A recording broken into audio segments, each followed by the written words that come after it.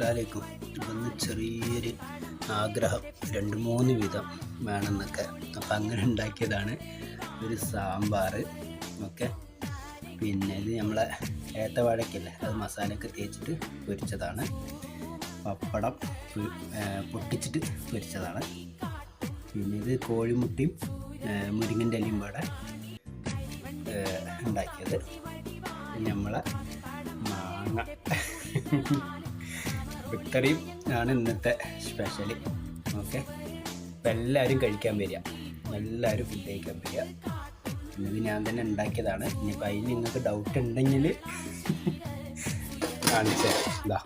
Okay, അപ്പോൾ അതിൽ വിളമ്പി വെച്ചുകൊണ്ട് ചിലപ്പോൾ ഞാൻ ഉണ്ടാക്കിയതാണോ എന്നുള്ളൊരു ഡൗട്ട് വേണ്ട. സാമ്പാർ ഓക്കെ, എല്ലാവരും കഴിക്കാൻ വരും. പിന്നെ നമ്മുടെ നാടൻ പാലക്കാടൻ മട്ട, ഒരാഗ്രഹം ഇങ്ങനെയൊക്കെ ഒന്ന് കഴിക്കാൻ. അപ്പം ഒന്ന് ഉണ്ടാക്കി നോക്കിയതാണ് എങ്ങനെ ഉണ്ടെന്ന്. എല്ലാവരും വേഗം